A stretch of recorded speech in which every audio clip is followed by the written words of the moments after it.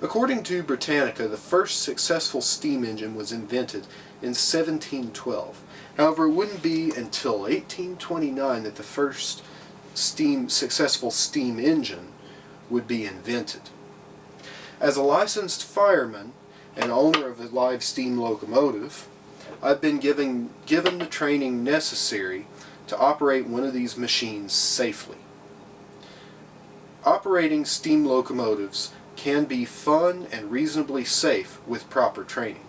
Today I will teach you how to fire a locomotive in 3 easy steps, the first of which is inspection, the second being firing it, and the third being lubrication. Now, to go over an inspection, first thing we'll check to see is there any corrosion on the boiler. Is there anything that stands out, such as ruptured seals or anything that could potentially leak and be a problem down the line? Since I don't see any of those things, we'll move to the next step, which is to look at the front of the boiler and see, is there any corrosion or issues up on the front? Since there are not, we'll move back here to the jets yet again. On the jets, we look to see, are they there, number 1, and 2, are they properly seated? Since they are both, I won't remove them. If they give us trouble down the line, however, I will remove them and service them as necessary. Now, next thing we're going to check is if controls are free and correct, of which they seem to be. So, since that's there, we're going to check and see if the radio control works. So we take out our transmitter and we power it up.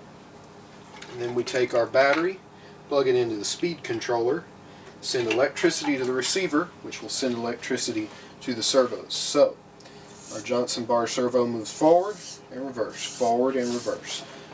Goes forward, goes reverse, back to neutral. Now, since this model is not equipped with a throttle servo anymore, it's manual. If it weren't manual, it would be operated off this lever right here. So, seeing as this system operates correctly, we'll go ahead and disconnect it and shut it down, as we won't need it for this particular run. Next thing we're going to do is we are going to water this locomotive. Now, according to the jerseyplumbing.com, there's between 20 and 30 boiler explosions a year in the U.S. alone. Most of those are caused by a lack of this. This is water. Without water you can't have steam, and without water you have superheated metal, which will warp, bend, and ultimately rupture under the pressure built under the boiler. Now, boiler explosions are deadly.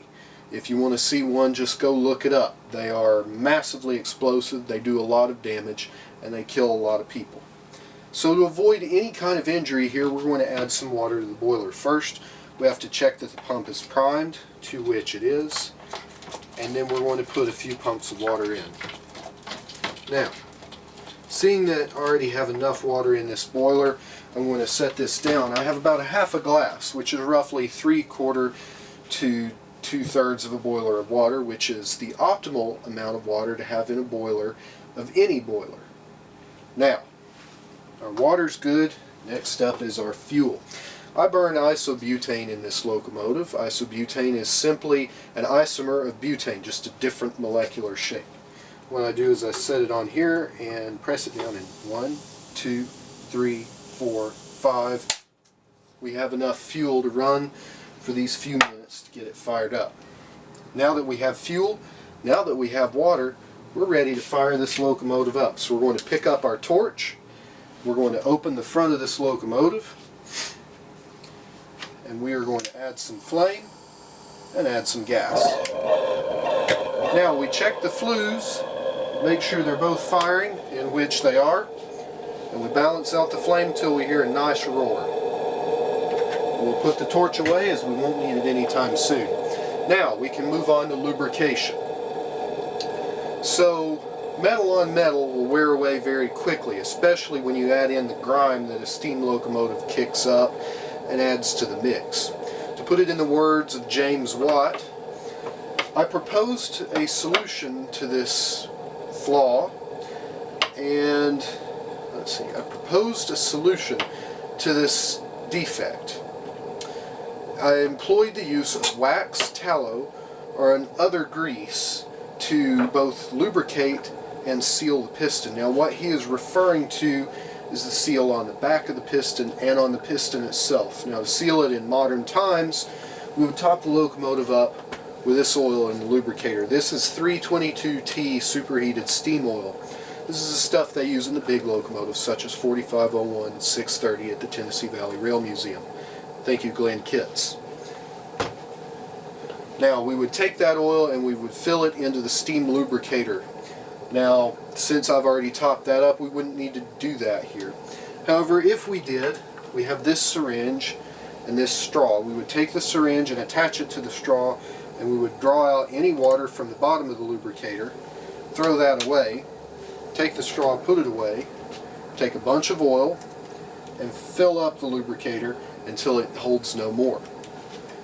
Now, what that would do is that would allow fresh oil to go down through the superheater and into the pistons, where it would begin lubricating the internals of the locomotive.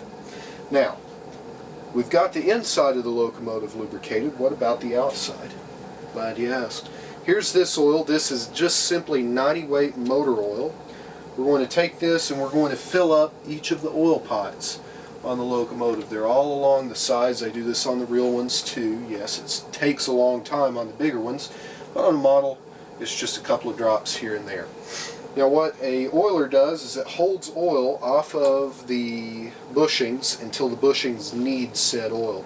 This makes it so a locomotive could go from just running a couple of miles, having to stop and re-lubricate, to running entire runs without having to worry about lubrication. We can thank Mr. McCoy for that, and the saying, the real McCoy. Today, I've taught you how to fire a steam locomotive. So in conclusion, I've taught you how to fire a steam locomotive in 3 easy steps. Number 1 being inspection. Number 2 being fueling and firing it itself. Number 3 being lubrication.